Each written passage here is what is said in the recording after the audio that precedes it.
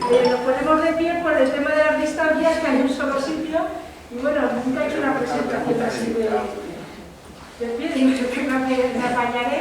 Bueno, estamos entre totalmente. Alumnos y bueno, gente de los que siempre están abonados también al aula abierta que dirige Luis de la Vega desde hace ya unos cuantos años y que ya se ha convertido también en una referencia pues, de conexión, pues, por un lado con otros departamentos del ayuntamiento, como puede ser el que yo dirijo, el archivo municipal, pero también esa labor de extensión que está haciendo Luis a contar precisamente y aprovecharnos en el buen sentido de la palabra de un recurso como la universidad que tenemos en Aranjuez, pues está haciendo ciertamente una oferta, está consiguiendo Luis, y luego con la generosidad de todos vosotros, ¿no? que sois los que venís, pues yo creo que está enriqueciendo bastante a todos, nos está enriqueciendo a todos los que nos interesan pues, estos temas, ¿no? Relacionados con la historia de Aranjuez. Bueno, Cristóbal, aunque esto es una reflexión aquí. Pero tú que estás ahí sola, pues a lo mejor no te importa, ¿no? Para que no me cambie la voz. No, que me estoy hablando. Bueno, a Cristóbal, que era aquí, Cristóbal Marín Tobar, creo que lo conocéis casi todos, no obstante, voy a hacer una breve reseña, que me ha dicho también que sea breve, porque todo lo que queremos oír hablar es de la fiesta, de que tenemos ganas de fiesta, la fiesta de Aranjuez. Bueno, Cristóbal, pues, es amigo, que es casi lo primero que quiero decir. Nos conocemos desde hace bastante tiempo y bueno, estamos compartiendo de hecho algunas investigaciones, experiencias, cosas en común. Pero bueno, creo que lo conocéis como profesor titular de la Universidad Rey Juan Carlos, si bien ya llevaba con nosotros en Aranjuez desde la época del CES Felipe II, donde ya impartía asignaturas en el grado de... Desde el 2000, llevo ya 21 años aquí casi. En el grado de turismo. Entonces, bueno, fue testigo de todo ese trasvase del CES Felipe II que venía de la Complutense a la Rey Juan Carlos. Afortunadamente, pues sigue con nosotros. Su formación, pues, es licenciado en Derecho, también licenciado con Premio Extraordinario en Historia del Arte, hizo el doctorado con una tesis sobre el conde de Barajas. En el patronato artístico de los condes de Barajas, sí, el cardenal Zapata. Y luego, pues bueno, muchísimas publicaciones, colaboraciones, presencia en congresos y entre pues, las distinciones que tiene el ser miembro miembro numerario del Instituto de Estudios Madrileño, con lo que eso significa, ¿no?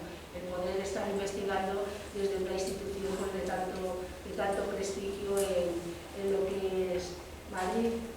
Y bueno, luego también citar su presencia en la Universidad de Mayores, también como profesor, la universidad de la que muchos de los que estáis ahí sois alumnos, y va a decir poco más, no, hay mucho más que decir, pero corto, ¿no? Y bueno, pues muchísimas gracias, Cristóbal, por estar aquí y también yo me encantada de poder ser quien te presenta, me hace muchísima ilusión y además ganas de verte. No, y también tenemos todavía cosas Yo veo muchas cosas que investigar. Pues te cedo el sitio y la palabra. Sí, aquí es donde necesito un voluntario. Es que lo sabéis que tengo problemillas de...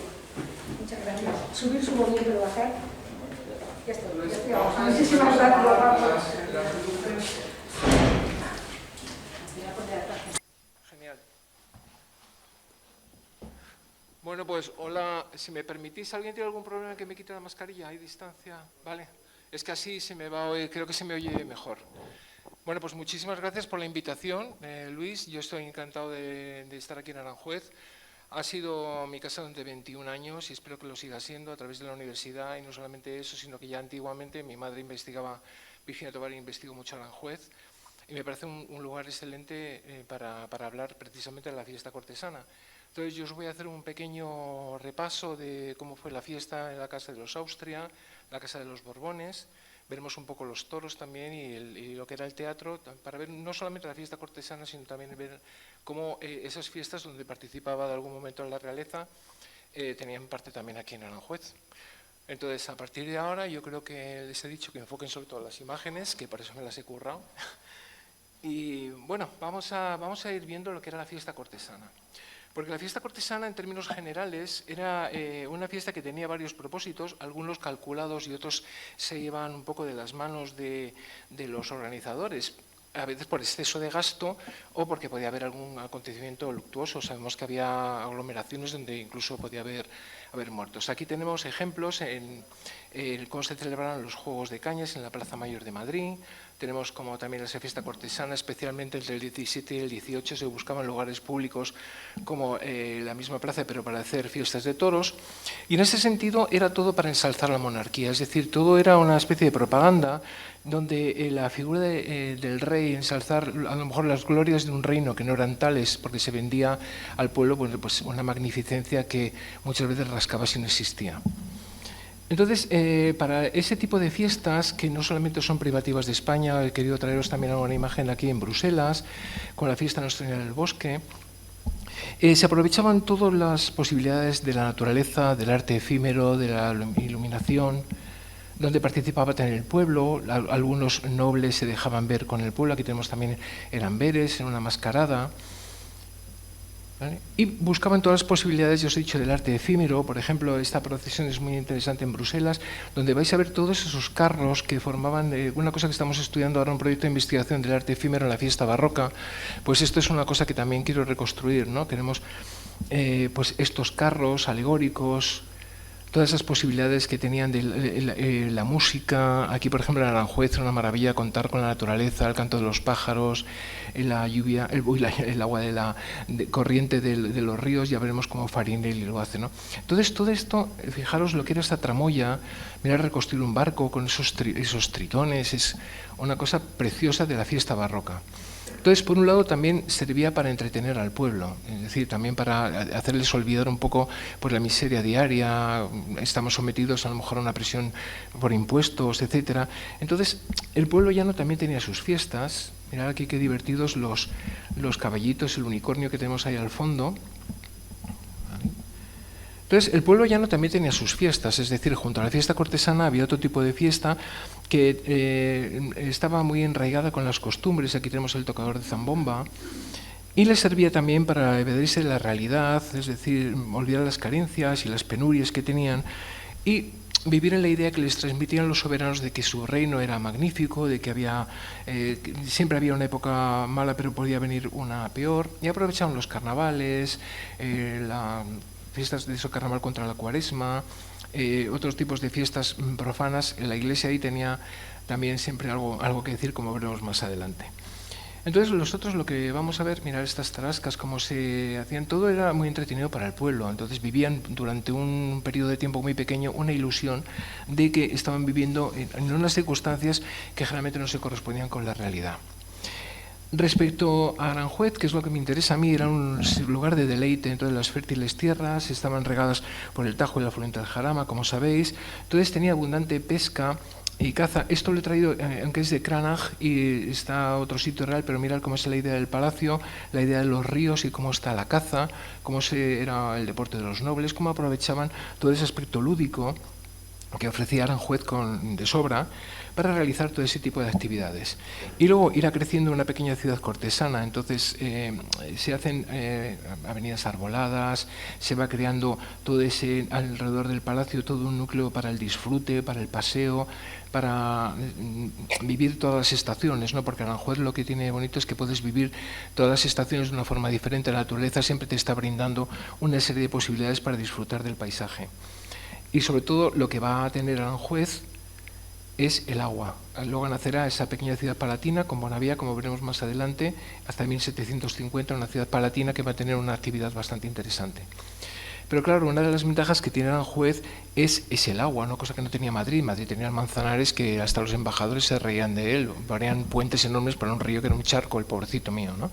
Pero entonces Aranjuez tenía esa ventaja. Y ya desde época de Felipe II están documentados paseos en barca. Entonces, esos paseos en barca tenían que estar realizados en embarcaciones que estuviesen perfectamente adecuadas a la importancia del personaje. Se habla de góndolas, de chalupas chatas. Yo ahora estoy investigando, para saber si pasa la pandemia, puedo ir más a los archivos donde se hacían las góndolas, y en Cartagena, Murcia, si había alguna cosa en Madrid, donde se hacían los mascarones de proa. Es una cosa que estoy investigando, pero a ver si pasa la pandemia y me abren los archivos, porque es que si no, por más que rasque, no puedo hacer nada. Entonces serían embarcaciones parecidas a las que tenemos en este grabado. El caso es disfrutar. Y Aranjuez tiene la ventaja de que puedes ver, digamos, disfrutar de las aguas desde tierra y desde el agua ver la naturaleza, es decir, ver en movimiento todo ese paisaje que tiene Aranjuez. La imagen bucólica de Aranjuez, sobre todo, se acentuó en la época de los Austrias menores, de Felipe III, donde se empiezan a definir las 12 calles, se traen muchas estatuas para el jardín de la isla. Aquí estamos la definición que se hace de 12 calles. Y luego ya, en la época de Felipe IV, está todo el tema de la caza. Aquí tenemos una copia de Velázquez de una cacería real del jabalí y una que está documentada, que está aquí en Aranjuez. Se cree que es la cacería del tabladillo. Entonces, esa actividad cinegética, toda esa actividad al aire libre, Aranjuez se mostraba como un escenario perfecto para ello y también para actividades de otro tipo, como es la teatral. Felipe IV ordenó plantar 400.000 moreras con esa idea de producir seda, crear una pequeña fábrica de seda. Era un rey. Lo que pasa es que estaba también muy volcado en el buen retiro, es decir, igual que Felipe III estaba muy volcado en el Pardo, Felipe IV estaba en Aranjuez, pero no le prestaba quizá mucha atención. Sí, desde el punto de vista teatral tenemos documentado que el jardín de la isla, que ya desde Reabar Nuevo estaba casi perfectamente configurado en todo su trazado, era un lugar idóneo para establecer teatros portátiles. No había un lugar en Aranjuez estable para realizar obras teatrales, pero sí sabemos que en este espacio, que llevaría unas pérgolas, que ya está perfectamente definido en todo lo que es su viario, la distribución de fuentes, tenemos que para la festividad, esto es muy conocido, para la festividad del cumpleaños de Felipe IV se hizo una representación de la Gloria de Nikea, aunque María Teresa Chávez dice que fueron dos las representaciones que se hicieron. Una, la Gloria de Nikea, que sería de Juan de Tasis y Peralta, el conde de Villamediana, como pone ahí, y otra que sería de Lope de Vega. Pero el caso es que en la Gloria de Nikea, en esa tarde de mayo, tarde de noche, lo interesante es que participaban la reina Isabel de Borbón, participaban las infantas y otras damas, y se construyó para esa representación, a cargo de Giulio Cesare Fontana, el hijo de Domenico Fontana, un teatrito de madera, pero un teatro bastante. Esta es Isabel de Borbón, que participó en la representación, donde había pues efectos lumínicos, incluso una montaña artificial. Os he traído un diseño de Giulio Parigi, de Jacques Caro, para que veáis un poco cómo podía ser ese tipo de montañas, ese efímero, cómo se ponían efectos de fuegos artificiales, de iluminación, etcétera, para dar una ilusión de realidad. Era una tramoya enorme, pero decían que Cesare Fontana había hecho un sistema de poleas que un solo hombre podía mover una montaña, que parecía una montaña enorme, a través del jardín de la isla. Aquí tenemos otra montaña, parecía que se hizo en el Retiro, es decir, que nos daría una idea de cómo el arte efímero, para una ocasión, un teatrito que se podía montar y desmontar, sí se hizo para el jardín de la isla, aprovechando Cesare Fontana no solamente el artificio, sino también el rumor del agua, el sonido de los pájaros y todo el ambiente que rodeaba la naturaleza propia de Aranjuez, es decir, aprovechaba todos esos elementos. Lo que pasa es que también rivalizaba con el Buen Retiro. Este es el Palacio del Buen Retiro, del que solo queda, es que me gustaría tener aquí un punto, es que me da miedo pasar. Mirad, esto es lo que es el Museo del Ejército, que era el Salón de Reinos, que es lo único que queda ahora en día. Este es los Jerónimos. Todo esto ha desaparecido y solamente está el Casón del Buen Retiro ahí detrás. A mis alumnos de este año un día hablaremos, este es el Parque del Retiro, estudiaremos a fondo lo que es este palacio que mucha gente desconoce en Madrid. Era un palacio hecho muy deprisa, era un capricho del conde duque de Olivares para agradar a Felipe IV, de tal manera que tiene el Alcázar en un extremo de Madrid y en el otro extremo tenía el Buen Retiro y luego aquí la Virgen de Atocha, que era un poco el triángulo del recorrido del rey. Entonces ahí se mandaron a hacer algunos teatritos portátiles y lo más interesante es que en el estanque que tenemos aquí, en la parte central, en la isla, se hizo también un templete, se podían construir a veces para la fiesta cortesana algunos elementos.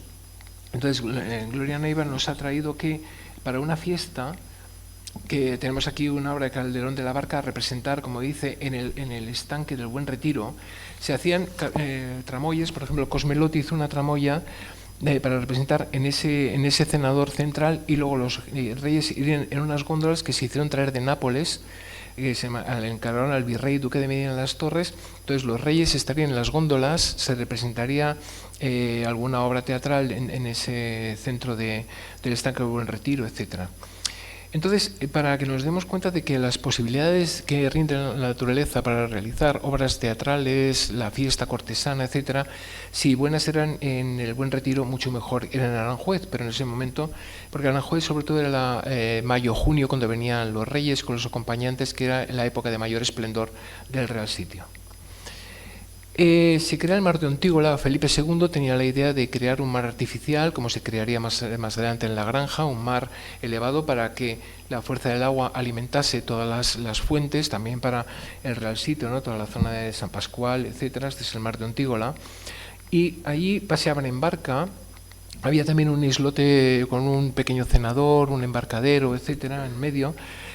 Aquí tenemos donde se empiezan a distribuir las aguas que llegaban a la zona de San Pascual, etcétera, como veremos más adelante. Y desde Felipe IV, Carlos II e incluso Mariana de Austria paseaba en una góndola. Está documentado cómo paseaban en góndola también por el mar de Ontígola. En una parecida os he traído una de las falúas, pero era una góndola que tiene una serie de columnas en la cabina de popa. Entonces podría ser más o menos, por lo que nos dicen, puede ser así. El mar de Ontígola, lo que pasa es que también tuvo un destino bastante tremendo, ¿no? Porque sobre todo a Felipe V les gustaba poner unas jaulas alrededor con una rampa que incluso untaban de un elemento resbaladizo, y unos animales los sacaban de las jaulas para que cayesen al agua, y según se acercaban al islote, ¡bum!, les pegaban con un arcabuz. En ese sentido, Felipe V se lo pasó muy bien, porque hay documentada una fiesta en la que mató nada más ni más ni menos, el 23 de marzo de 1725, mató 12 toros, 3 jabalíes y un camello. Entonces se lo ponían, prácticamente era una carnicería, pero bueno, ya sabemos cómo son esas cosas, ¿no? Los Borbones, cuando llegaron los Borbones, ya sabéis que Carlos II muere en 1700, no tiene sucesión, está ese problema de la sucesión, y al final recae en la Casa de los Borbones, representada por Felipe V. La relación fue bastante fructífera, es decir, los Borbones con Aranjuez se llevaban muy bien. Felipe V lo que pasa es que prefería La Granja, él vino con Isabel de Farnesio, y él, aunque prefiere La Granja en el sentido que es un parecido ex novo, hay que tener en cuenta que cuando llega esa dinastía, las casas reales que tienen que ocupar son las casas de los Austrias. Entonces, quieras que no, estás viviendo en casa de tu anterior vecino, y claro, el recuerdo que tiene la gente, la ocupación simbólica del territorio es muy interesante. Entonces Felipe V estaba deseando abdicar, de hecho abdicó, mandó a hacer ex novo el Palacio de La Granja, que es un palacio exclusivamente para él, con todas con las características que él quería, un petit Versailles, ¿no? Él se había criado en Versalles, en Fontainebleau, él quería un poco pues esa imagen de ver fuentes, de crear un mar lejano, un mar artificial también que alimentase todas esas fuentes, que si habéis estado en La Granja lo habréis visto. Entonces un petit Versailles. Y lo que pasa es que tuvo mala pata, porque Luis I muere muy joven, él tiene que volver a reinar porque Fernando VI es menor de edad.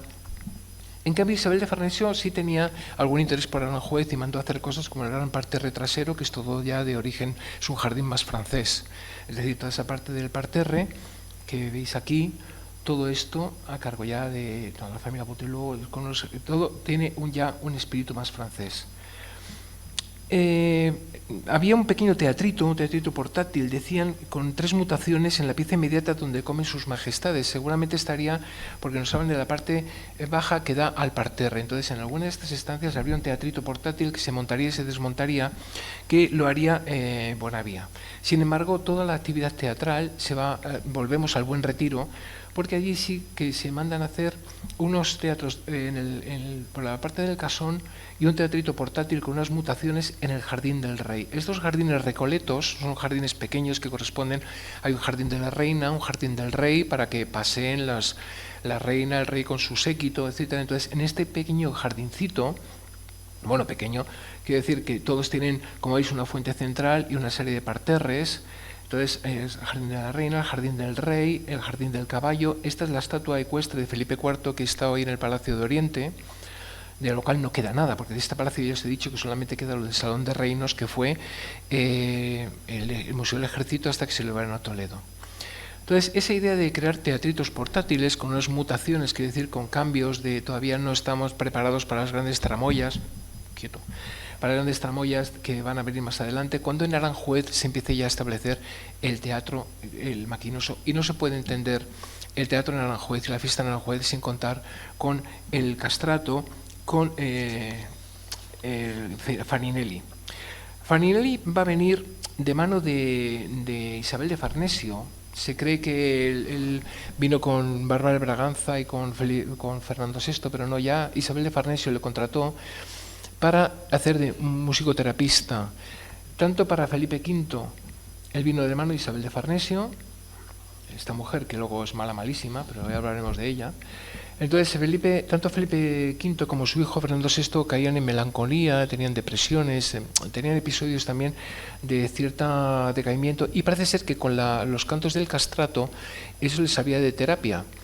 Entonces, él empezó con Felipe V, con Isabel de Farnesio, y se mantuvo 22 años en España hasta que llegó Carlos III.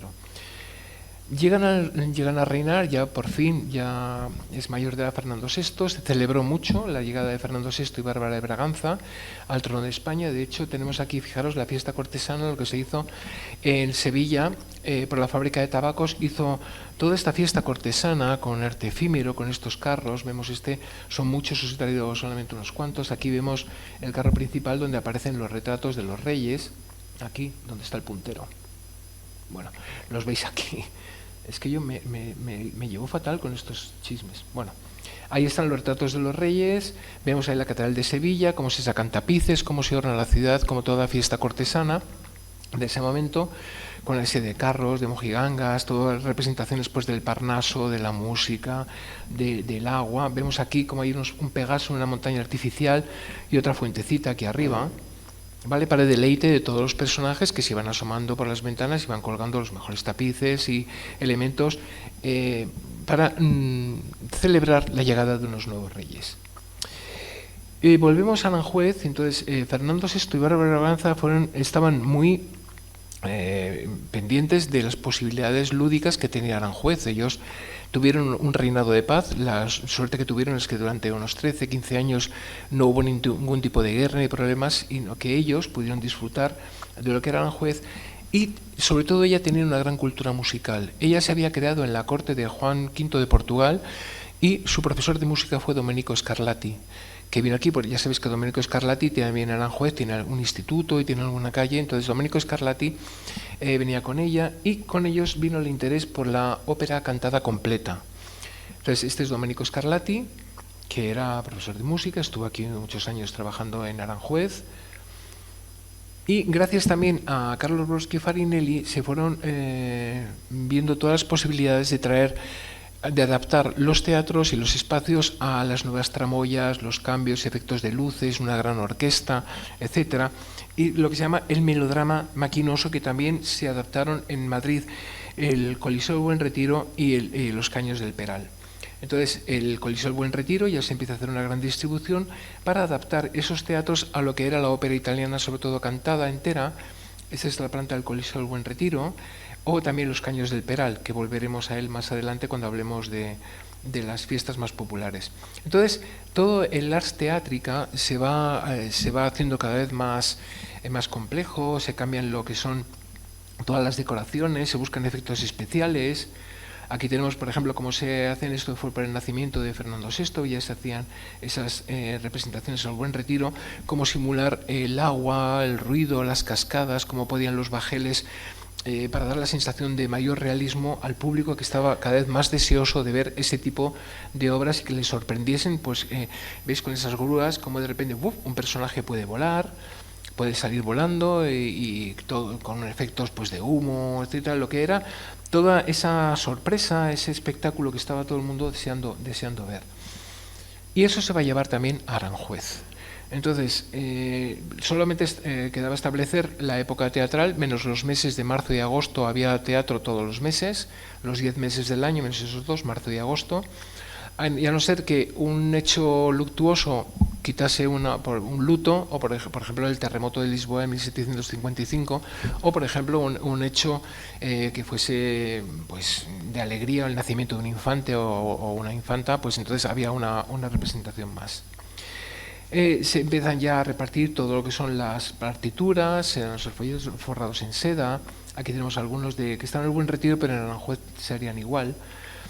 Y Bárbara de Braganza y Felipe V también gustaban de las serenatas o los conciertos líricos, es decir, no todo necesitaba una tramoya, sino que también gustaban de esos pequeños conciertos. Os he traído lo que podía ser, a través de la condesa de Saint-Brisson, tenemos Jean Duclos un grabado, pero nos retrata perfectamente cómo salían esas sesiones, ¿no? No hacía falta un gran vestuario, duraba más o menos 1 hora, y tanto a Felipe V como a Bárbara de Braganza les gustaban ese tipo de representantes musicales que eran muy relajantes, que no requerían un gran aparato, se podían hacer unas salas más recoletas. Entonces dentro de cualquier sala de palacio se podía adaptar uno a una de estas representaciones.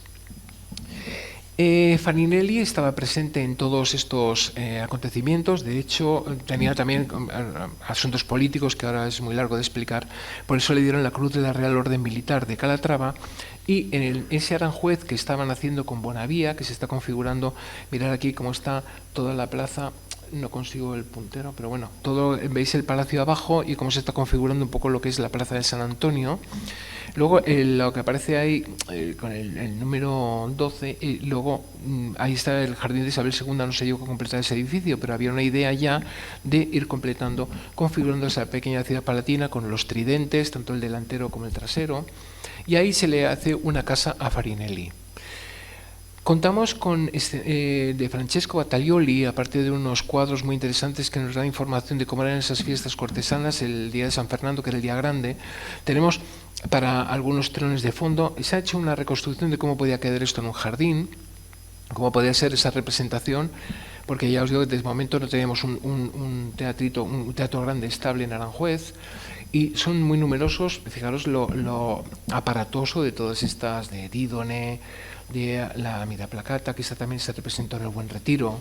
Es decir, son de una grandiosidad que nos habla de esa fiesta barroca, de todo el gusto, por no derrochar dinero, pero sí emplear todo el dinero en hacer de Aranjuez un centro que era conocido a nivel europeo. Venía mucha gente, viajeros que pasaban por Aranjuez, relataban ese tipo de fiestas que duraron hasta que llegó más o menos Carlos III.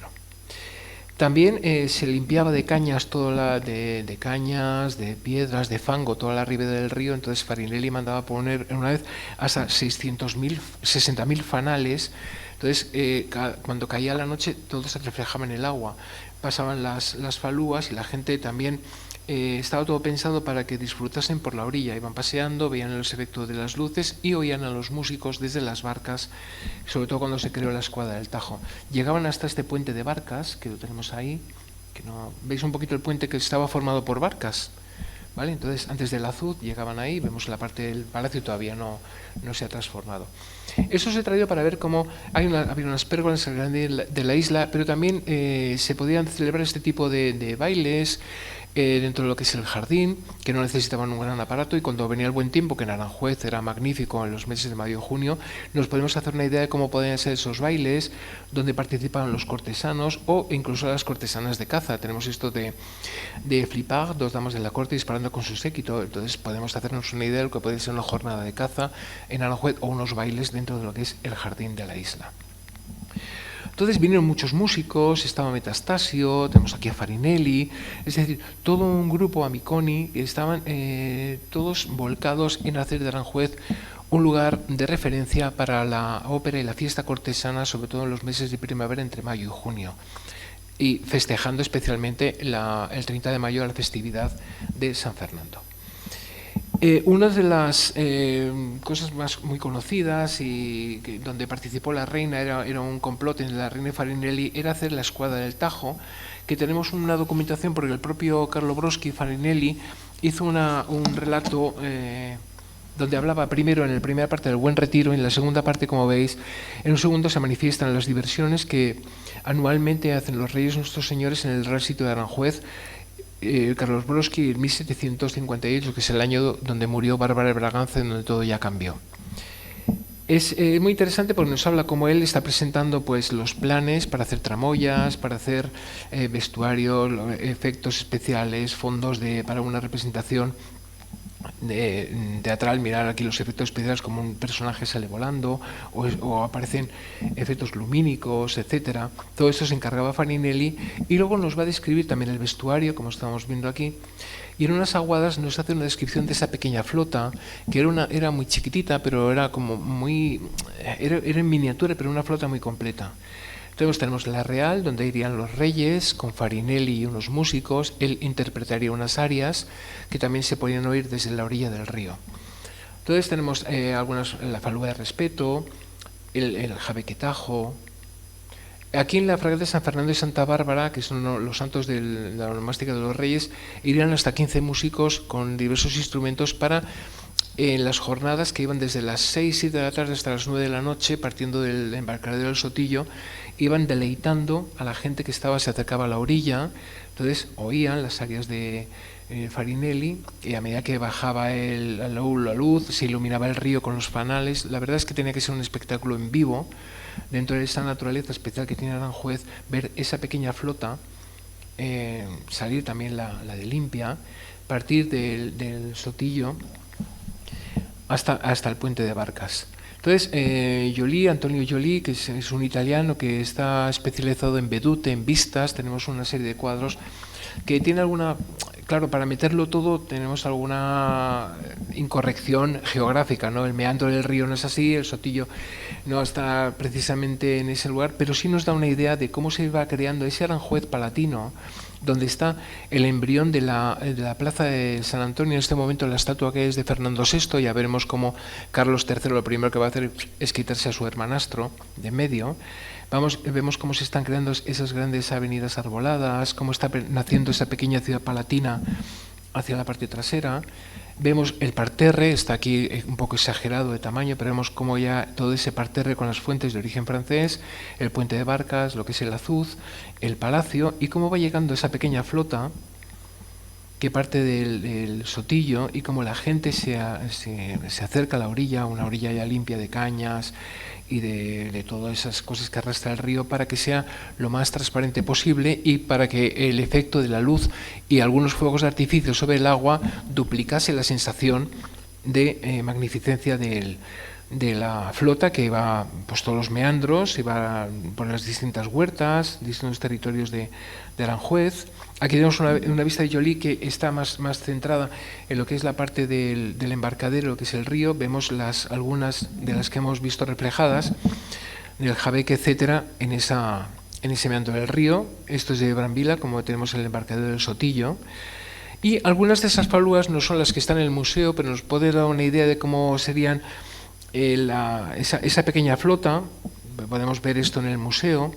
Hay una que, por ejemplo, se usó en el Buen Retiro, en el siglo XIX. Esto está en un artículo de Alejandro An Calamillo, que es un marinero reservista, voluntario honorífico, que tiene un artículo donde nos habla de una falúa que se usó en el Buen Retiro y luego pasó a Aranjuez, ¿vale? Para el deleite de Aranjuez. Y como no, en Battaglioli tenemos los lienzos muy conocidos, pero no por eso menos espectaculares, de las fiestas que se celebraban por la onomástica del rey, por el santo de San Fernando, donde recibían en la parte del parterre, donde veis existe todavía el muro, luego se hizo un foso, y van desfilando, y es muy interesante porque aparece una tribuna que va a desaparecer. Vamos a volver luego a esta parte, pero veis, aquí hay una tribuna que se extendía un poco más allá hasta la plaza de Parejas, que luego la mandó derribar Carlos III. Y yo me lo voy a cargar. Entonces, esta tribuna, estos lienzos son muy interesantes porque nos hablan de algo que ha desaparecido, y podemos a partir de ese momento reconstruirlo, hacer una reconstrucción y ver cómo lo que nos hablan de los documentos de los archivos efectivamente existía. Luego veremos esa tribuna con Carlos III, cómo asiste a una fiesta en la plaza de Parejas. Entonces recibían en la parte del parterre, que aquí está muy exagerado, como aquí en la recepción, como venían por esa parte hacia el pasaje al jardín de la isla, la flota al fondo, una serie de músicos. Aquí Bárbara de Braganza ya estaba delicada de salud, siempre fue una mujer que tuvo una salud delicada. Aquí vemos que va en una especie de carricoche. ¿Veis? Hay un carricoche detrás reservado para el rey, pero ella va en una especie de carrito con una rueda delantera, no sé si lo veis, ¿no? Entonces, 2 años más tarde ella va a morir. Ella llegó en el mes de mayo del 58 bastante floja de salud, estuvo en la fiesta del Santo del Rey, pero ya en agosto murió aquí en Aranjuez. Y 1 año más tarde, totalmente enloquecido porque tenía un problema bipolar, decían que mordía, atacaba a los cuidadores, Fernando VI falleció en Villaviciosa de Odón, y es cuando ya prácticamente el esplendor de Aranjuez en este sentido decayó. Porque Farinelli, bueno, aquí vemos, como veis, cómo se acerca, aquí está muy... No sabemos, estamos viendo por qué ha desaparecido el puente, cómo se acercan a la Azuz y cómo habían podido llegar sin esquivar, o una de dos, o es una invención, digamos, de una licencia del pintor, porque si está el puente de Barcas no podían haber llegado hasta la Azuz. Pero bueno, o a lo mejor alguien piensa que se llevaron por tierra en unos carros con ruedas y se pusieron para que los músicos desde las barcas pudiesen amenizar la fiesta del rey. Pero bueno, quizás sea una licencia de Battaglioli para dar esa magnificencia a las fiestas de Aranjuez. ¿Qué pasó con Farinelli? Unos dicen que en el 59, una vez que murió Bárbara de Braganza, que era la gran defensora, digamos, de Farinelli, Carlos III llegó, no estaba muy interesado en la ópera, no estaba interesado, digamos, en la fiesta. Unos dicen que le licenció, pero con la misma paga le mandó de vuelta a Nápoles, él había nacido cerca de Nápoles, le mandó a Italia, pero con una paga. Unos dicen que no le pagó nada, simplemente le licenció. Otros que fue la propia Isabel de Farnesio que le dijo, mira, mi hijo, porque ya no era el hijastro, ella logró lo que quería, porque Isabel de Farnesio lo que quería era quitarse a los hijos que tuvo con la reina de Saboya, los que tuvo Felipe V, quería quitarse de en medio a Luis I y Fernando VI, lo consiguió de alguna manera, y ella quería que sus hijos fuesen reyes y también lo consiguió. Y Carlos III, que era rey de Nápoles, le dijo, vente para acá, con un disgusto para él terrible, porque dejó Nápoles para venirse a lo que era un villorrio, que Madrid era un villorrio comparado con Nápoles. Pero bueno, fue un buen rey y ella consiguió que viniese Carlos III. Y le dijo, mira, mi hijo no está interesado en la ópera, el teatro, lo mejor es que te vayas. Y unos dicen que María Amalia de Sajonia, que era la mujer de Carlos III, que venían de Nápoles, estaba muy interesada en la música italiana y quería que se quedase Farinelli. En fin, vamos a dejar al personaje que vemos aquí como tiene la cruz de la orden de Caravaca que le había conseguido, el perro carlino que la acompañaba siempre y un reflejo de la escuadra del Tajo que tenemos detrás. Hay una película que se llama Farinelli, que bueno, ahora es difícil de encontrar, pero bueno, si alguien la encuentra, hay una parte de la vida de Farinelli que viene aquí en Aranjuez. Entonces muere Fernando VI y llega Carlos III, un rey que venía de Nápoles con María Amalia de Sajonia, le sentó como un tiro tener que venir, dejar junto a Amalia de Sajonia el Palacio de Caserta, que él vivía aquí. Fijaros que solamente un trozo de Caserta es una de las cuadras de Caserta es el Palacio Real de Madrid. Entonces yo que me he recorrido y me he subido hasta el fondo, me he subido a la catarata y a la gruta que hay arriba, es magnífico. Es una idea un poco de ese poder absoluto, un poco versallesco, esa idea de Caserta Vecchia, muy vicino a Nápoles, muy cerca de Nápoles. Y él tuvo que dejar eso, entonces tenía que venir a reinar en Madrid, que cuando vio Madrid casi le da un patatús, porque Madrid estaba creciendo, pero era una ciudad árabe, que estaba creciendo, pero todavía no se podía comparar con el esplendor que tenía Nápoles. Pero bueno, fue un buen rey, un buen alcalde. Lo primero que hace, está la despedida que le hicieron en Nápoles, toda la bahía de Nápoles llena de barcos para esa partenza, para esa ida del Carlo III que iba para España. Él dejó a uno de sus hijos, dejó a Fernando como rey de Nápoles. Aquí en Madrid se le hizo una gran recepción, veamos también la fiesta cortesana, esto es todo arte efímero. Esto es la Puerta del Sol, lo que vemos ahí es un templete que es efímero detrás de la iglesia del Buen Retiro, que todo eso ya no existe, pero todo Madrid se engalanó para recibir de alguna manera a este rey nuevo. Mira, esto es lo que es la calle Mayor, mira, los tapices, todos los elementos de ornato efímero, todo esto se construía, era como los ninot de las fallas, luego todo eso se desmontaba, pero a través de una serie de calles de Madrid. Este es el Palacio de Uceda, que lleno de tapices, ahí estaría la Almudena, la antigua Almudena, vemos en la calle Carretas, todos estos eran arcos efímeros, había muchos por Madrid, para recibir incluso en la Plaza Mayor a este nuevo rey que después de la experiencia de la muerte tan triste, tan trágica de Fernando VI, enloquecido en Villaviciosa de Odón, bueno, pues podía traer un aire fresco a lo que es Madrid. Cuando llega a Aranjuez, lo primero que hace es quiere quitar el recuerdo de su hermanastro, que todo el mundo en Aranjuez alababa las fiestas, tiene un buen recuerdo. Entonces, él y Isabel de Farnesio no querían soportar que nada más llegar a Aranjuez, lo primero que viesen de fondo es San Antonio y delante la imagen del hermanastro. Entonces mandó el 14 de febrero de 1760, apenas 4 meses después de haber llegado, retirar la estatua de Fernando VI de la plaza de San Antonio y que se llevase a la plaza de París de Madrid, que es donde está hoy, junto a la de Bárbara de Braganza. Porque todo es una ocupación simbólica del territorio. Es un nuevo rey, quería que se olvidase todo el mundo en Aranjuez del buen recuerdo que había dejado Fernando VI, y mandó en el 61 a Juan Martínez Reina que hiciese una diosa Hera, que luego se la llamó Venus y ahora todo el mundo la conoce como la Mariblanca.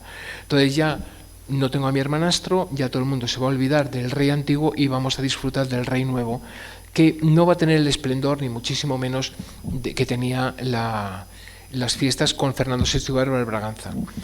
Viajan ese mes de abril, salen del Palacio Real y van a un palacio que había estado cerrado 2 años desde la muerte de Bárbara de Braganza. Entonces a María Amalia de Sajonia no le gustó nada a Aranjuez, ni por el clima, ni por la decoración de las cortinas, no le gustaba nada. Y decía que había que acomodar unos cuartos en la parte de la reina para el don Gabriel de Borbón y Sajonia, para los infantes, don Antonio de Paula Pascual y Francisco Javier de Borbón. Bueno, tuvieron 13 hijos, muchos murieron, pero tuvieron 13 hijos. Luego ya veremos cómo llegó un momento que Carlos III quería tener a la familia cerca, pero un poquito lejos, y le hizo la casa de infantes para decir, bueno, todos en palacio somos demasiados, vamos a llevar un parte de la familia a la casa de infantes.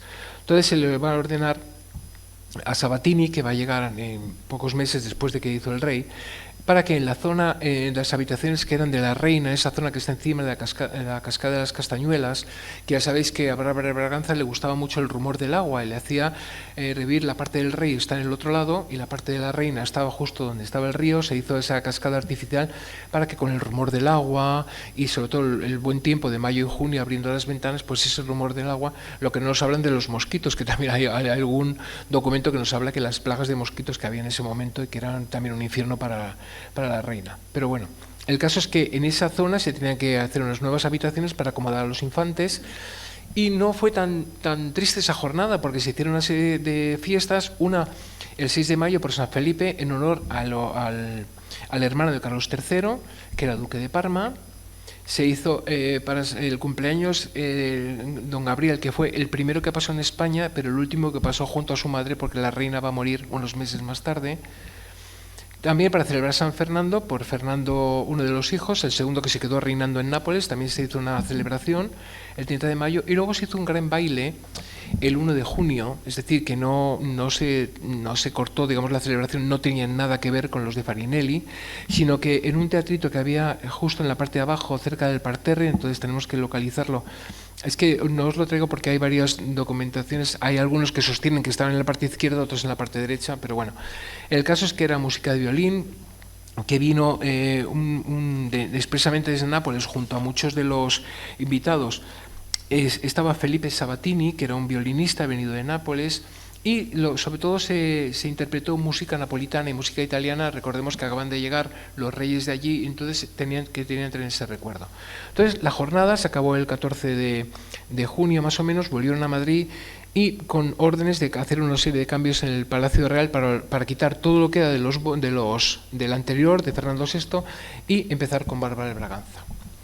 Hay otras fiestas más populares, como la fiesta de Cuernos, que era de gran tradición en España, que vamos a ver cómo también los reyes van a participar de alguna manera. Tenemos aquí un cuadro muy antiguo del siglo XVI, nos habla de las corridas en Benavente.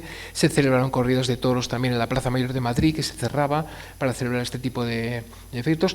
Esta es la que había en la Puerta de Alcalá, que hoy está aquí la Casa de América. Entonces, junto a la Puerta de Alcalá estaba esta plaza de toros. Al lado está la fábrica de harinas, la Alhóndiga, que ahora está donde está la Cibeles. Todo eso ya no existe, evidentemente, está la Parque del Retiro. Pero había una gran afición por los toros. Aquí tenemos una representación en la litografía, vemos cómo participaban los caballeros, se toreaba a caballo.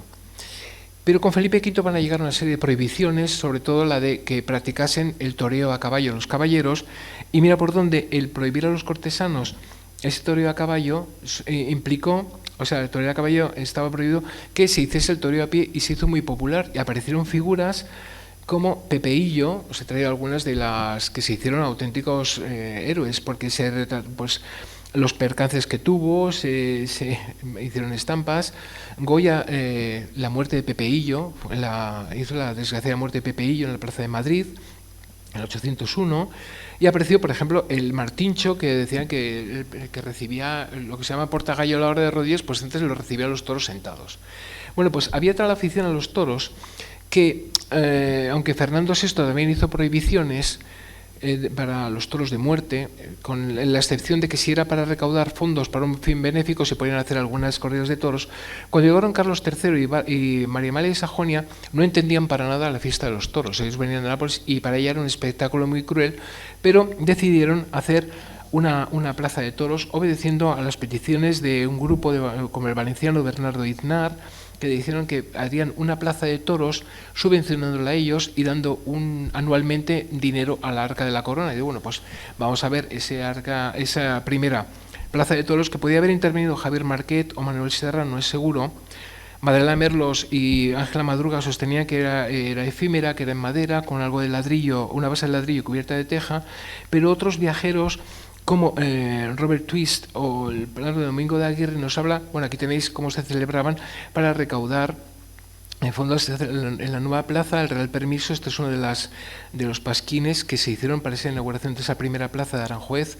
Entonces, Domingo de Aguirre y Twist nos hablan de una plaza toda entera en ladrillo, donde la madera estaría en los tendidos y la teja. Es decir, pero bueno, los documentos nos hablan en todo caso, de esa primera plaza, que mirar cómo cambia un poco el paisaje de Aranjuez.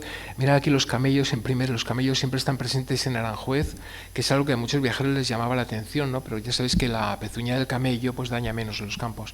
Entonces ya el perfil de Aranjuez va cambiando, vemos San Pascual y vemos esa primera plaza, pero a través de una serie de prohibiciones como la del conde de Aranda, que prohibía las corridas de toros de muerte con excepciones para los hospitales, y tuvo mucho éxito, pero claro, les pillaron a la gente, porque venía gente de Madrid, de los alrededores, para las corridas de toros. Digo, ¿cómo es que puede haber tantos toros si los he prohibido? Y es que usaban eso para convertir su producto en alivio de los pobres enfermos de los reales hospitales. Entonces ya con eso podían vender entradas de toros y se celebraban muchas fiestas de toros, pero ya las prohibiciones hicieron que esa plaza se fuese deteriorando hasta que en tiempos de Carlos IV, aquí lo tenéis pintado por Goya, en 1796 dio permiso para hacer una nueva plaza de toros a José de Rivas, demoliendo la anterior. Es decir, ya vamos a tener una segunda plaza de toros que se inauguró el 14 de mayo de 1797, que es la plaquita que figura ahora, si os veis, en la plaza de toros, donde asistió el rey, María Luisa de Parma, que esta también era de cuidado,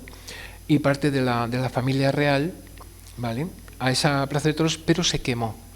Hubo un enorme incendio donde se quemó la plaza, y no solamente se quemó la plaza, sino que toda la tramoya del teatro se guardaba en algunos compartimentos que tenía en la plaza, y no se restauró hasta 1829, ya con Fernando VII.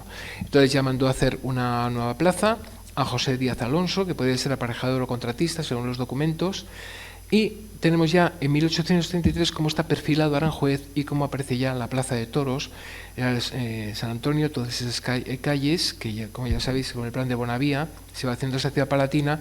Hay algunas estampas más o menos románticas, más o menos un poco del bandolero, pero nos habla ya de esa plaza que forma parte del entramado edilicio de Aranjuez, que hoy aparece absolutamente subsumida dentro del casco urbano. Me parece que había una intención de hacer bodas o celebrar banquetes de bodas en la plaza. Ahí está el Museo Taurino. Bueno, yo lo último que oí es que se quería cerrar un poco para sacar dinero celebrando bodas. Bueno, todo está bien si se puede sacar dinero y mantener la plaza, porque parte de ese dinero es para mantenerla. Y por último os voy a hablar un poco de lo que es el teatro y cómo nació el Real Coliseo Carlos III con esa idea de la fiesta. Porque todo el mundo hablaba de que Carlos III, cuando enviudó, era un buen rey, era un magnífico alcalde, pero un mal cortesano. Decían que la corte parecía un monasterio, que era una corte muy aburrida. Él era muy parco. Fijaros lo que es comer con todo. Él comía solo ante la corte. Tenemos Pared de Alcázar. Y decía que los carnavales no le gustaban tampoco, y su carnaval era la caza. De hecho, estaba todo el rato con los bolsos llenos de balines, y decían que estaba acariciando todo el rato, y cada vez que acababa un consejo de gobierno, ¡pum!, se iba corriendo al Pardo a pegar tiros. Las costureras de palacio estaban un poco negras porque tenían que estar cosiendo cada 2 por 3 los bolsillos de su majestad, porque los tenía picados por los balines. pero aquí Goya lo ha retratado magníficamente cómo era su carácter. Y el embajador de Francia en España criticaba, decía que parecía un monasterio, que era una corte muy poco galante, pero no es verdad, porque cuando se iba a los reales sitios, por ejemplo en Aranjuez, se celebraban fiestas como la fiesta de parejas, que se celebró en junio del 770, donde permanece esa tribuna. Entonces ya sabéis, las parejas van haciendo ese grupo, van con los caballos por parejas de caballos y van haciendo una especie de, como si un juego de caballos, ¿no?, ante el rey, que aparece en esa tribuna, que es la que se derribaría y hoy ya no aparece delante de la plaza de parejas. ¿Vale? Lo que pasa es que el teatro lo querían usar los ilustrados como forma de instruir, de manipular a una población prácticamente analfabeta. Entonces querían meter las ideas ilustradas, llevarles por un camino a través del teatro, con un proyecto educativo que luchase contra todas esas costumbres populares que muy bien les reflejó Goya y Bayeux. ¿Veis? Pues Andalucía, los bailes como las orillas del Manzanares, el pelele, sobre todo las fiestas de la sardina. Ellos tenían mucho miedo a los carnavales porque ahí cada uno se disfrazaba de lo que quería y se podía meter con el rey, con la reina, con el clero, etc. Entonces, aprovechando que mucha parte de esa población era analfabeta, pensaban hacer instrucciones para la concurrencia en bailes de máscara, de qué cosas se tenía que contar el teatro para manipular. Y es lo que se llama la batalla del teatro entre el teatro clásico y el teatro neoclásico de los gobernantes actuales, que, bueno, era bastante interesante, sobre todo a partir del motín de Esquilache en 1766 empezaron ya a manipular un poco las costumbres y a manejar cómo sería la vida de los españoles a través de los ojos de los ilustrados. Chocaban con la Iglesia y en ese sentido también estaban Campomanes, Aranda. Bueno, es simplemente deciros que Carlos III se quitó de en medio, él no quería tener ningún bando, se lo dejó a Carlos IV, que también se lavó las manos, él no quería intervenir ni buscar líos entre el teatro, la Iglesia, el pueblo, etcétera. Total que al final no se llegó a controlar lo que era el teatro. El teatro popular tenía mucha vigencia en Madrid, y mirar, es divertido porque en el Caño del Peral estaban las óperas italianas y a los que acudían ahí los llamaban los panduros, a los que iban al Corral de la Cruz, como lo llevaba un fraile que se apellidaba polaco, los llamaban los polacos, y los chorizos eran los que iban al Teatro del Príncipe, donde se representaba la comedia italiana. Entonces el teatro era muy popular, era muy divertido, pero los nobles querían un teatro un poquito más elevado y por eso pidieron que el Teatro del Buen Retiro se adaptase. Al venir Carlos III de Nápoles, él trajo toda la idea de la máscara más italianizante, más veneciana. Aquí tenemos el minueto de Jacopo Tiepolo. Gustaban de los bailes de máscara dentro de las casas de los nobles, era lo que se llevaba en ese momento para la fiesta cortesana. También muy a lo veneciano. Y tenemos, por ejemplo, Paret, como nos hace este baile en máscara en Madrid, en el Buen Retiro de Madrid. Vemos a través de estos cuadros cómo se disfrazaban, eran bailes muy bien preparados, cómo los músicos tocaban de los palcos, cómo muchos disfraces eran a la moda italiana, se traían costureros o se traían patrones de Italia y se hacían del Polichinella, Pulcella, etc. Mirar cómo la orquesta toca de los palcos de arriba. Es decir, que también la diversión cortesana estaba en esos teatros un poquito más cultos. Los dramaturgos empiezan a escribir obras para el Teatro del Buen Retiro, para que se pudiesen representar obras, digamos, una ópera más, digamos, intelectual, que tuviese todo ese efecto de tramoya, de efectos especiales, porque Carlos III, ya os digo que no estaba muy interesado en el teatro. En Aranjuez lo que pasa es que él va a enviudar y el pequeño teatro que había dentro lo va a dedicar a una habitación del infante, de otro de los infantes, del infante Alfonso, y piden permiso los cortesanos porque se aburrían mucho durante la estancia sin un teatro y lo podían hacer en casas particulares, y manda a hacer a Marquet un teatro, un coliseo, pero que estuviese lejos de palacio. Entonces, en la zona de la calle Stuart es donde manda a hacer un pequeño coliseo, muy a la italiana, para representar óperas y comedias. Se hace con una planta de herradura, porque él venía con los antecedentes de teatros de Palladio, el Teatro Olímpico de Vicenza, el Teatro de la Savioneta, es decir, todo eso es de una caja de herradura, un pequeño escenario y todo lo que es un patio de espectadores con palcos, o el Teatro Farnesio de Parma y sobre todo el Teatro San Carlo de Nápoles, que es de donde venía Carlos III, ¿no? Entonces, esa idea, una versión en miniatura, es lo que se hace en Aranjuez. El Teatro de Aranjuez os he traído unas imágenes que las he cogido de algunos cronistas de aquí de Aranjuez. Era pequeñito, pero era un teatro coliseo apto para la representación para los cortesanos que visitaban Aranjuez entre mayo y junio. Entonces, algunos recordarán, o bueno, a través de fotografías, que fue un gran teatro que estuvo abandonado muchísimo tiempo. Yo, vamos, cuando vine aquí me llamaba la atención que no estuviese rehabilitado hasta que por fin se tomó la iniciativa para rehabilitarlo, y este es el aspecto que tiene hoy en día. Bueno, los más puristas tienen críticas por esos elementos que vemos ahí, esa especie de chimeneas con urnas, que hay quien decía que quien iba a votar ahí arriba, que parecen como urnas para depositar una papeleta. Bueno, pero bueno, la verdad es que, mira, mientras se haya recuperado y tenga el uso, me parece absolutamente estupendo. De hecho, los farolitos que tenía de vidrio fueron la primera iluminación que hubo en Aranjuez de ese tipo. Esos 18 fanales son de cristales entrefinos, que son los primeros que se instalaron en Aranjuez. Y durante un tiempo hubo una compañía fija. Este es el aspecto que tiene hoy en día. No os voy a revelar nada, pues todo lo que es la herradura, donde estarían las butacas de patio y una serie de balcones, que es una especie de San Carlos en chiquitito, ¿vale? Entonces esto es de Juanín, que le agradezco que haya colgado estas fotos en internet. Y se ha recuperado. Y hubo una compañía fija para representar pues, comedia italiana, algún tipo de ópera, pero solamente duró un año porque para el 77 ya estaba disuelta. Mientras tanto, a Sabatini, Carlos III le había ordenado ampliar las dos salas del palacio, esas dos grandes salas, una de las cuales está dedicada a contener la capilla y la otra, bueno, para crear un gran patio de honor. Aquí tenéis que no se ha cerrado todo, entonces lo que tenemos enfrente, a nuestra izquierda, ahí estaría un teatro. Era una pequeña sala de representaciones, que aquí es la entrada, que tenía que ser pintada por Mengs. De hecho está decorada la mitad, pero es que Mengs se fue a Italia y lo dejó sin terminar, y de hecho nunca se utilizó. Hubo un curso de verano hace mucho tiempo que era la literatura y la música en Aranjuez, y lo abrieron y dimos el curso de verano ahí, y fue una oportunidad estupenda para ver por dentro lo que era el teatro, el proyecto que tenía Carlos III.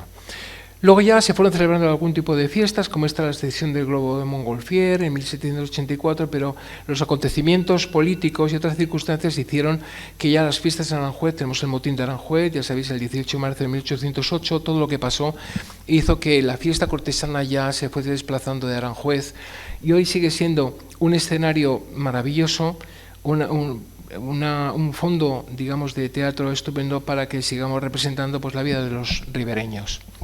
Muchísimas gracias.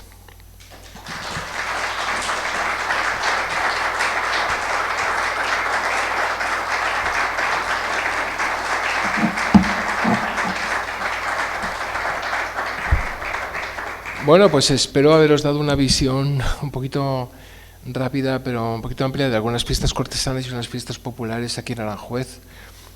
Si tenéis algún comentario que hacer o alguna pregunta, estaré encantado de contestaros. Esto es que nos vamos. Esto es una forma sutil de decir vámonos fuera, que hace un tiempo magnífico y vamos a aprovecharlo antes de que nieve.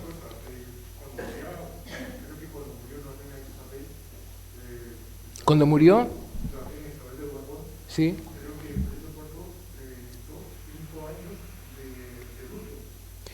Sí, era, pero se solía, vamos a ver, se solía marcar, pero luego no se solía celebrar. Luego se pasaron los 5 años de luto a hacer misas durante 5 años. Porque también someter a una corte entera a 5 años de luto cuando todo era muy precipitado. Es decir, que las dinastías tienen que seguir, tiene que haber un heredero. Fíjate todo lo que pasó con Margarita de Austria. Había muerto Baltasar Carlos, que era el que iba a heredar. Estaba Margarita, que era la pobrecita que le iba a caer la herencia. Por eso Velázquez, cuando hizo las Meninas, esa infanta era la que iba a recaer. Y fíjate lo que son las cosas. A la pobre Mariana de Austria, que se iba a casar con su primo, le dijeron, bueno, te vas a casar con tu tío. Entonces, y ahí nacieron Felipe Próspero, que murió también el pobrecito joven, y el que quedó fue Carlos II. Es decir, que por mucho luto que luego cuando mueren los reyes y las reinas, todo tiene que ser seguir la dinastía. Entonces lo que sí se solía hacer era que oficialmente había luto, pero luego se hacían en determinados monasterios donde era muy piadosa la reina, o habían hecho algún tipo de donación. Durante 5 años se celebraban misas por el alma de la reina difunta. Entonces, oficialmente había un luto, pero la vida tenía que continuar, porque todo era muy precipitado. Entonces estamos en unos tiempos que había mucha mortandad infantil, a ver con quién casas a quién, qué alianzas hay.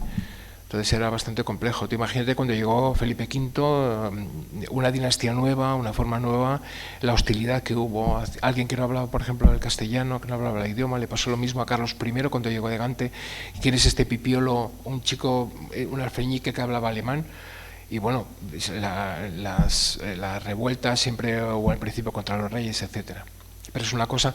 Pero sí, cuando había una reina, sí fue muy sentida la muerte de Bárbara de Braganza, porque claro, estamos en un momento de paz, era muy querida porque era muy culta, se abrieron muchas academias en España porque fueron tiempos de paz. Pero lo peor fue lo del marido. Unos dicen que a Isabel de Farnesio fue una niña mala y se quería quitar de en medio y le vino muy bien que se muriesen uno y el otro. Entonces unos dicen que murió enloquecido por una cosa bipolar, que mordía y atacaba a los que le cuidaban, y otros dicen que, bueno, que ella estaba deseando que uno de sus hijos viniese a gobernar. De hecho los colocó a todos, prácticamente a todos. O sea que nada. Bueno, pues muchísimas gracias por vuestra atención y dime.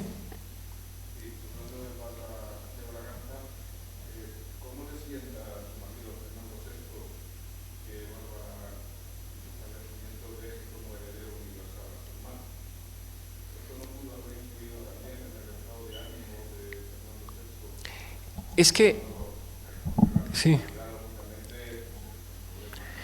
Claro, es que con Bárbara de Braganza pasaba una cosa muy curiosa. Ella odiaba y sentía que la odiaba con Isabel de Farnesio.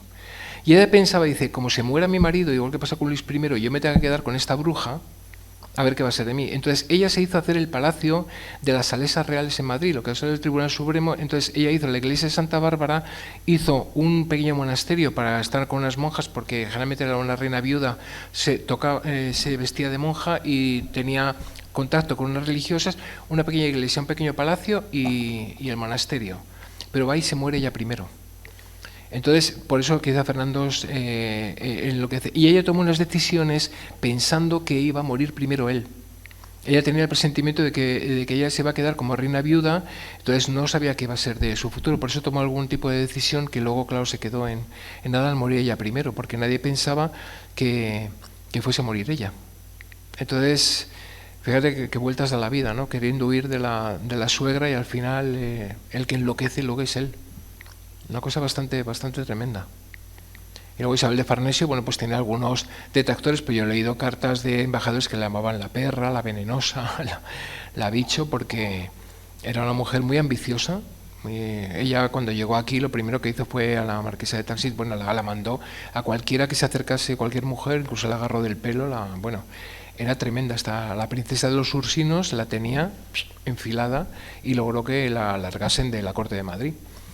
O sea que pero eran tiempos que juzgarlos ahora con la vista nuestra sería un poco injusto, ¿sabes? Porque en un mundo de intrigas, en un mundo de que no sabes quién es quién, de quién te va a envenenar, lo que vas a tomar, porque hay unas ambiciones por ahí. Esto viene desde Roma. Fíjate en la familia Claudia, cómo se mataban unos a otros, cómo Julia mató a su marido, como Livia mató al emperador Augusto para que gobernase Tiberio, porque no soportaba que los hijos de Augusto pudiesen gobernar, y le envenenó los higos que tomaba él, que no se fiaba de nadie, toma cariño, y subió Tiberio. O sea que son cosas tremendas, pero solamente ahora con la perspectiva de la historia te pones a leer. Hay uno de los libros que se llama La historia ginecológica de las reinas de España, que te ponen los pelos de punta, porque muchas las casaban casi niñas y lo importante es que tuviesen herederos. Y hubo alguna que murió de sobreparto. La niña de las Meninas moriría de sobreparto, porque con 22 años, porque es que tenían que tener, y como se morían muchos hijos, se tenía que tener un varón, y al ser posible 2, porque si se muere uno tenemos recambio. Dicho así, pero es que era así. Entonces había reinas que tenían 9 hijas, 10 hijas, y venga, otra, y estaban destrozadas por dentro. Y son libros que te ponen los piel de gallina. Una que murió de sobreparto con el bebé atravesado, y que no había manera y no había medios tampoco para... Era tremendo. O sea que, Bárbara, lo que decías está disculpada. ¿Alguna cosa más?